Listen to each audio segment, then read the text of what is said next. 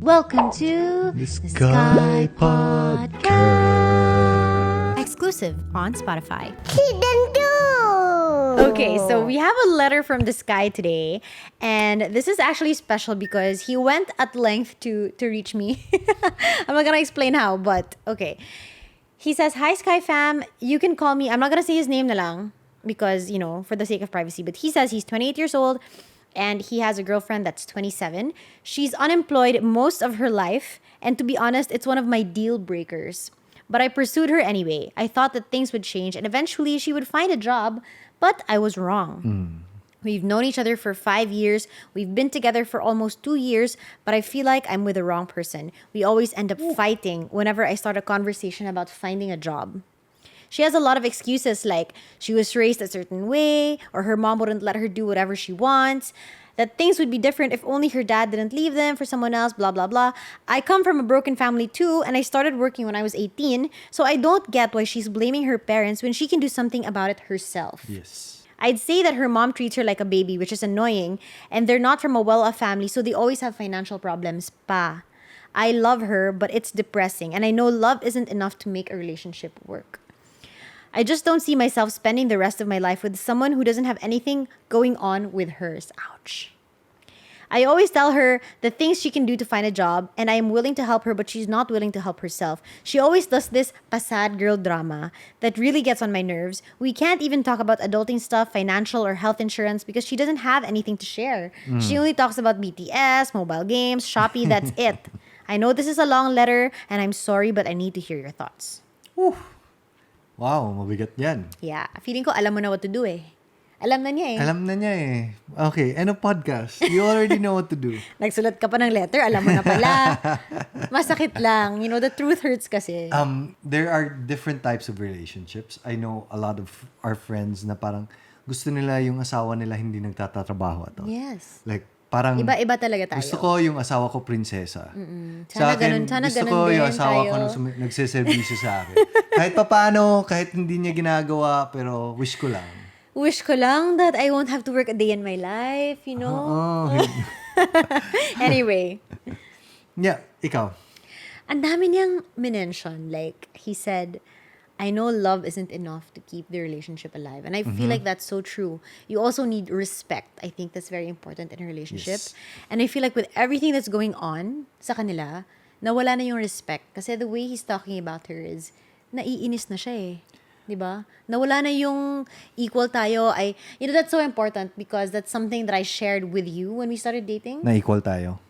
Na hindi lang na equal tayo. Yes, equal tayo. But, I could learn something from you. That you were parang you're someone that I could also your converse counterpart. with, It's not like I'm above. Diba? We can talk to each other at the same level. You're not above talaga. Alam mo na kung bakit. Siyempre, 5'10", 5'5". Sige na nga. Ayoko One? na magsalita. Sleep on the couch tonight. Ito, But diba, love, you understand my point. yeah, relationships take compromise. Like, para sa akin, gusto ko matangkad. Oo. Para sa akin, gusto ko hindi mabaho. So, nakuha mo talaga yung gusto mo. Anyway, love, back to our letter sender. Yeah. I feel like there are a lot of things that, especially pag boyfriend-girlfriend pa kayo, na parang you can turn a blind eye ng konti. Even ngayon, hindi naman siya blind eh. Pero parang lalo siyang magiging issue. When you get serious with Yeah. each other. Imagine when you start having bills to pay kasi may anak na kayo na kailangan paaralin. Or may bahay na kayo. Oo. So may multiplier effect yung all the positives become better, all the negatives also become more of a strain on the relationship. Kasi parang mas may sense of importance and urgency na yung bagay na yun. Ngayon, like parang you can easily eat out pa rin, no problem. Like parang, ikaw na bahala, kaya pa siguro. Pero pagdating na sa family, when all... Our finances easily tripled when we got Scotty. Yes. And easily quadrupled or more now that we have Sevi. Yes. And there's so many things to consider when you have a house also. Like, for example, we had to build this house and then to maintain it is another story. And then a Typhoon Odette pa, which is like sobrang gastos.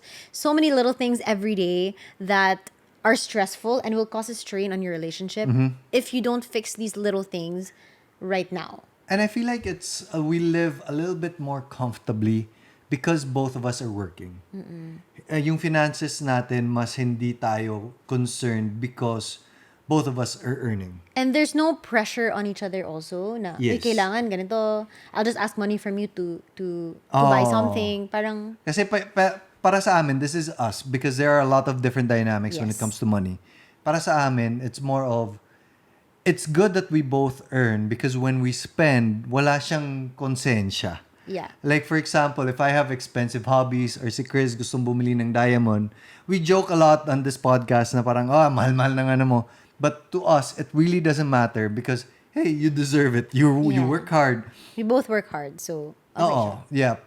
So para sa amin, like, it's not just from me looking at you, it's you looking at yourself.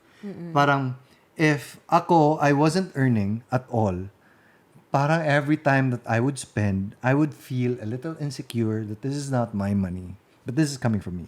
And then, the one that's spending, every time you spend, Oo. every time the person in the relationship who's just receiving, let's say, allowance lang, na gumastos siya, Yes. there's a sense of, that's my money, I worked so hard for it, ginastos mo lang sa ganyan. Oh. So may resentment na, and it's gonna build up and eat your relationship alive. Yes.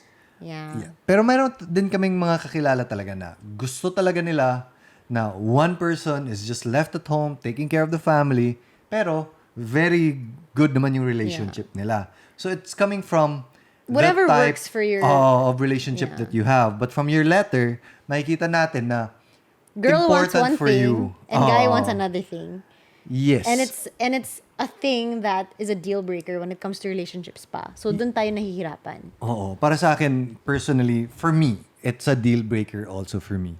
Gusto ko na at least may nakikita ko the partner I'm with is moving forward and I can converse to them about like when I'm talking to you about the projects that we're trying to do, at least you understand it. You kind of relate to my struggle or relate to these ideas. You get excited along with me. I think the important thing is, nagigets ko yung sinasabi mo. Yes. Kasi like, for example, let's say I'm super into marketing and all of these brands and talking to different clients. And then when I talk to Slater, it's nice that he understands where I'm coming from. Yes. And that he can banter with me and give his own 2 cents that I will respect, you know? Yes. As opposed to talking to someone who has no clue and no interest. That's the interest Ang part. hirap. Wala Especially kang interest, hindi ka makarelate. Paano na? That's what I'm doing the whole day. That's my work. life partner kasi yun. Oo. You can love someone as much as you can, pero there are just instances where it doesn't work. That's a really nice word to use, a partner, because I think when you get married, that's really what it is. I mean, first few years, like honeymoon phase Honeymoon, pa tayo. yeah, That's what you're they like always say, playing honeymoon house, phase. oo. You're so in love, there's stars in your eyes, hearts in your eyes, ganon. But as life goes on and you build a family and stuff like that, it's really, there's so many things that happen in life that are so stressful. You need someone to hold your hand and traverse these stresses together. Yes. And you have to choose the right partner. Parang game lang yun eh. Game na naman tayo, like last podcast. Parang game Ano yung lang game mo? yun. Diba? Parang in order to win the game, choose your fighter. Sino partner mo? Tama. Diba? Tama. Pipili ka ba ng partner na naiirita ka na? Yes. Di pa kayo kasal? If you guys want to hear the full episode, you can. Check us out on Spotify. Spotify. It's free, guys. It's free. See you there. Podcast. Skypodcast.